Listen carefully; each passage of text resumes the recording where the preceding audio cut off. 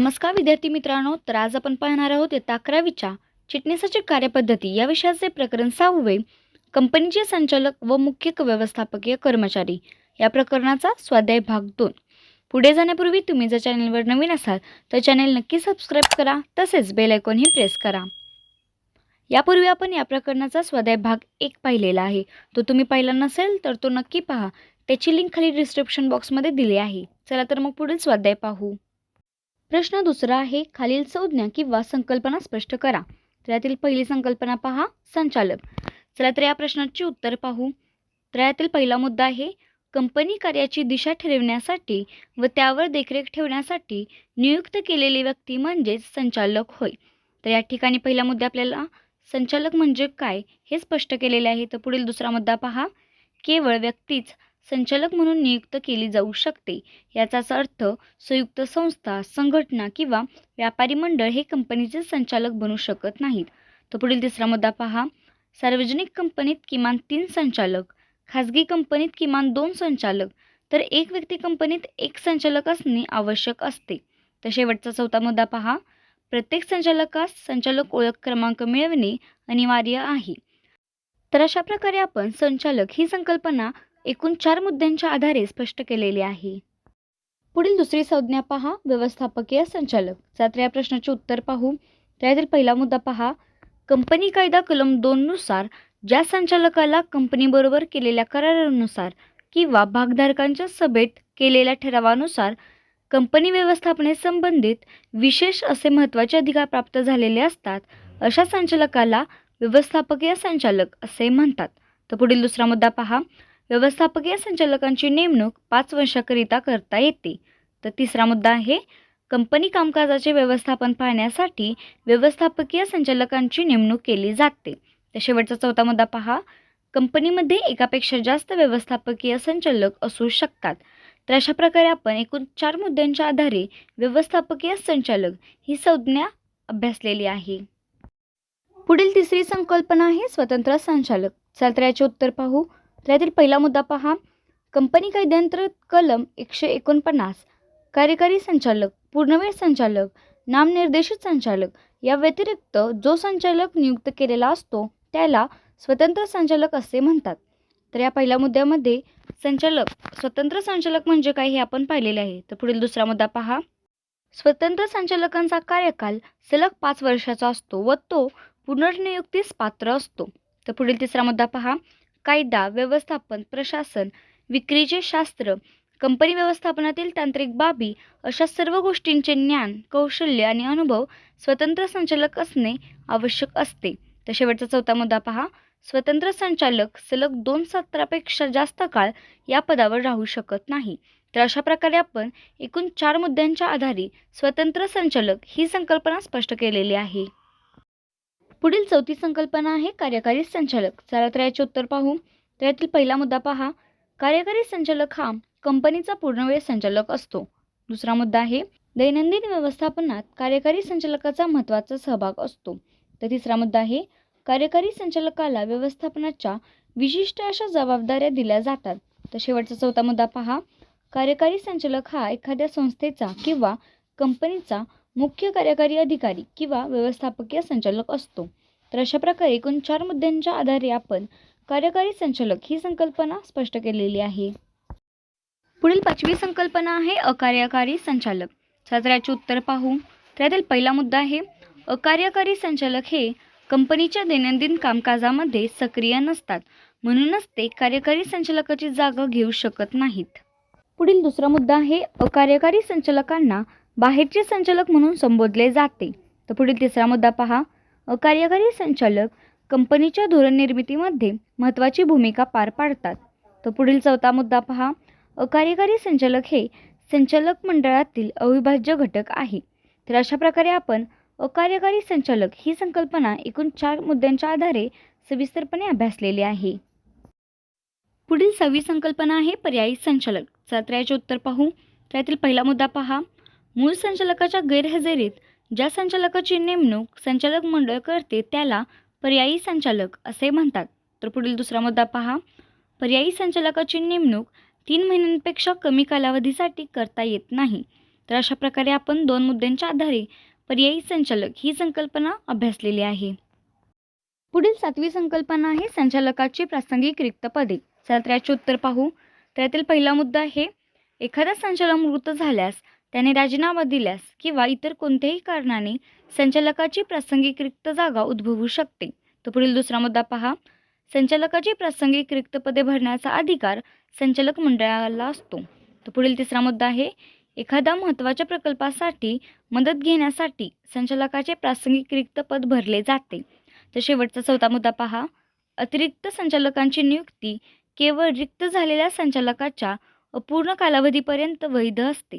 तर अशा प्रकारे आपण एकूण 4 मुद्द्यांच्या आधारे संचालकाची प्रासंगिक रिक्त पदे ही संकल्पना अभ्यासलेली आहे. पुढील 8वी संकल्पना आहे मुख्य वित्तीय अधिकारी. चला तर याचे उत्तर पाहू. त्यातील पहिला मुद्दा पहा.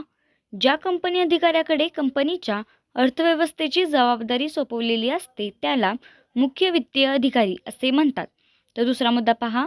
वित्त नियोजन करणे, आर्थिक जोखीम व्यवस्थापन करणे, लेखी नोंदणी ठेवणे, आर्थिक अहवाल तयार करणे इत्यादी जबाबदारी मुख्य वित्तीय अधिकाऱ्याकडे असते. तर पुढील तिसरा मुद्दा आहे मुख्य वित्तीय अधिकारी हा संचालक असण्याची आवश्यकता नसते. तर शेवटचा मुद्दा आहे मुख्य वित्तीय अधिकारी कंपनीचा नियमित कर्मचारी असतो किंवा त्याला ठराविक कालावधीसाठी करार करून नियुक्त केलेले असते. तर अशा प्रकारे आपण एकूण 4 मुद्द्यांच्या आधारे मुख्य वित्तीय अधिकारी ही संकल्पना अभ्यासलेली आहे. पुढील 9वी संकल्पना आहे कंपनी चिटणीस. तर याचे उत्तर पाहू. त्यातील पहिला मुद्दा पहा. कंपनी चिटणीस हा institute of company secretaries of India म्हणजेच ICSI या संस्थेचा सभासद असावा लागतो. तर पुढील दुसरा मुद्दा पहा.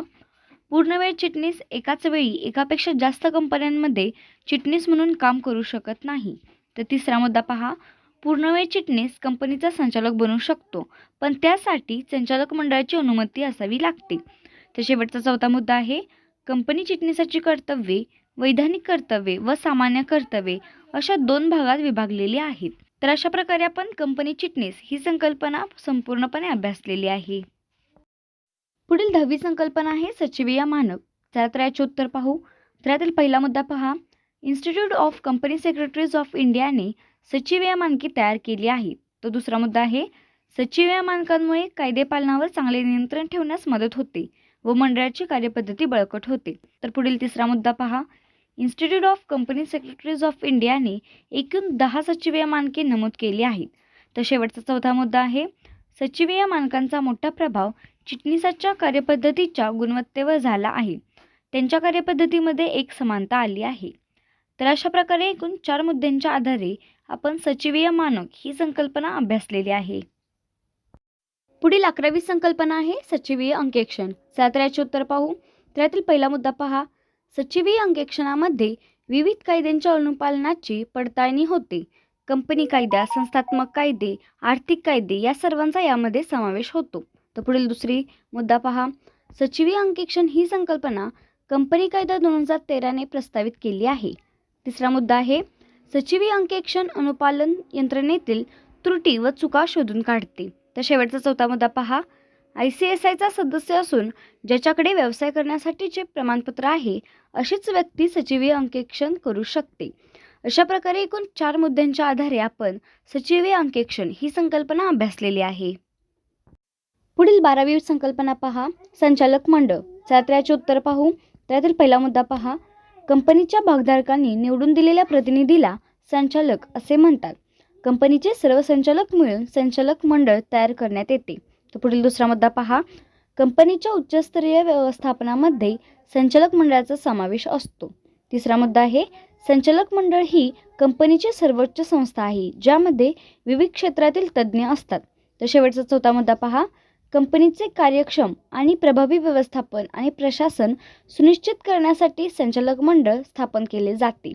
तर अशा प्रकारे आपण संचालक मंडळ ही संकल्पना एकूण 4 मुद्द्यांच्या आधारे स्पष्ट केलेली आहे. पुढील प्रश्न तिसरा आहे खालील घटना किंवा परिस्थितीचा अभ्यास करून आपले मत लिहा. तर यामधील पहिली घटना पाहू. त्यामध्ये पहिली घटना आहे श्रीयुत अ हे वाणिज्य शाखेचे पदवीधर आहेत. त्यांना वित्त व आर्थिक बाजारपेठ या क्षेत्रामधला खूप अनुभव आहे. PQR लिमिटेड या कंपनीचा संचालक होण्याची त्यांची इच्छा आहे. तर अशा प्रकारे आपल्याला ही पहिली घटना दिलेली आहे. चला तर यावरील प्रश्न पाहू. तर यातील अ प्रश्न पहा, त्यांना संचालक ओळख क्रमांक मिळवण्याची गरज आहे का? चला तर या प्रश्नाचे उत्तर पाहू. श्रीयुत अ यांना संचालक ओळख क्रमांक मिळवण्याची गरज आहे. आपल्या माहितीप्रमाणे आपण याआधी शिकल्याप्रमाणे कोणत्याही व्यक्तीस संचालक होण्याची इच्छा असेल तर त्यासाठी त्याला आधी संचालक ओळख क्रमांकाची गरज असते. तर पुढील ब प्रश्न पहा, त्यांच्याकडे विशेष पात्रतेचा अभाव आहे म्हणून PQR कंपनी त्यांच्या संचालक पदासाठी आक्षेप घेऊ शकते का? चला तर या ब प्रश्नाचे उत्तर पाहू. PQR लिमिटेड ही कंपनी विशेष पात्रतेच्या अभावामुळे श्रीयुत अ यांच्या संचालक पदावर आक्षेप घेऊ शकत नाही, कारण कंपनी कायद्याने संचालकांसाठी कोणतीही शैक्षणिक पात्रता विहित केलेली नाही. तर पुढील शेवटचा क प्रश्न पहा, जर PQR कंपनीने संचालक म्हणून नियुक्त केले तर तो वेतन घेण्यास पात्र आहे का? चला तर या क प्रश्नाचे उत्तर पाहू. जर PQR कंपनीने श्रीयुत अ यांना संचालक म्हणून नियुक्त केले तर तो वेतन घेण्यास पात्र आहे. तर अशा प्रकारे आपण पहिल्या घटनेचा सविस्तरपणे अभ्यास केलेला आहे. पुढील दुसरी घटना पहा. श्रीयुत झ हे इन्स्टिट्यूट ऑफ कंपनी सेक्रेटरी म्हणजेच ICSIचे सभासद आहेत. तर ही आपल्याला दुसरी घटना दिलेली आहे. तर या घटनेवरील प्रश्न पाहू. तर यातील अ प्रश्न पहा, कंपनी स्थापनेच्या प्रक्रियेतून जाणाऱ्या LMN लिमिटेड कंपनीमध्ये श्रीयुत झ हे प्रवर्तकाद्वारे चिटणीस म्हणून नियुक्त केले जाऊ शकतात का? तर हा आपल्याला अ प्रश्न विचारलेला आहे. तर याचे उत्तर पाहू. श्रीयुत झ हे प्रवर्तकाद्वारे चिटणीस म्हणून नियुक्त केले जाऊ शकतात, कारण ते institute of company secretaries of इंडियाचे सभासद आहेत. तर अशा प्रकारे आपण अ प्रश्न पाहिलेला आहे. पुढील ब प्रश्न पहा, श्रीयुत झ हे सचिवीय अंकेक्षक म्हणून काम करू शकतात का? चला तर या ब प्रश्नाचे उत्तर पाहू. श्रीयुत झ हे सचिवीय अंकेक्षक म्हणून काम करू शकतात, कारण ते ICSIचे सदस्य असून त्यांच्याकडे व्यवसाय करण्यासाठीचे प्रमाणपत्र आहे. पुढील क प्रश्न पहा, श्रीयुत झ ना ABC लिमिटेड कंपनी आणि OPQ लिमिटेड कंपनी या दोन्ही कंपनीमध्ये पूर्णवेळ चिटणीस म्हणून काम करायचे आहे. त्याला परवानगी मिळेल का? चला तर या क प्रश्नाचे उत्तर पाहू. श्रीयुत झ यांना ABC लिमिटेड कंपनी आणि OPQ लिमिटेड या दोन्ही कंपन्यांमध्ये पूर्णवेळ चिटणीस म्हणून काम करण्याची परवानगी नाही, कारण पूर्णवेळ चिटणीस एकाच वेळी एकापेक्षा जास्त कंपन्यांमध्ये चिटणीस म्हणून काम करू शकत नाही. तर अशा प्रकारे आपण दुसऱ्या घटनेचा सविस्तरपणे अभ्यास केलेला आहे. पुढील तिसरी घटना पहा. श्रीयुत म हा QRS लिमिटेड कंपनीमध्ये व्यवस्थापकीय संचालक आहे. तर अशा प्रकारे आपल्याला ही तिसरी घटना दिली आहे. चला तर या घटनेवरील प्रश्न पाहू. त्यातील अ प्रश्न आहे, श्रीयुत म चे वय 30 वर्षे आहे. या वयाची व्यक्ती व्यवस्थापकीय संचालक पदासाठी पात्र आहे का? तर हा आपल्याला अ प्रश्न दिलेला आहे. चला तर यावरील उत्तर पाहू. श्रीयुत म यांचे वय 30 वर्षे आहे. या वयाची व्यक्ती व्यवस्थापकीय संचालक पदासाठी पात्र आहे, कारण व्यवस्थापकीय संचालक होण्यासाठी वयाची किमान 21 वर्षे व कमाल 70 वर्षे असावे लागतात. पुढील ब प्रश्न आहे, श्रीयुत म हा QRS लिमिटेड कंपनीच्या संचालक मंडळात संचालक म्हणून असणे गरजेचे आहे का? चला तर या ब प्रश्नाचे उत्तर पाहू. श्रीयुत म हा QRS लिमिटेड कंपनीच्या संचालक मंडळात संचालक म्हणून असणे गरजेचे आहे. पुढील क प्रश्न आहे, QRS लिमिटेड कंपनी श्रीयुत म यांना किती कालावधीसाठी व्यवस्थापकीय संचालक म्हणून नियुक्त करू शकते? चला तर या क प्रश्नाचे उत्तर पाहू. QRS लिमिटेड कंपनी श्रीयुत म यांना 5 वर्षाकरिता व्यवस्थापकीय संचालक म्हणून नियुक्त करू शकते. तर अशा प्रकारे आपण प्रश्न दुसरा व प्रश्न तिसरा सविस्तरपणे अभ्यासलेला आहे. असेच नवनवीन व्हिडिओ पाहण्यासाठी आपला चॅनल नक्की सबस्क्राईब करा, तसेच बेल आयकॉनही प्रेस करा.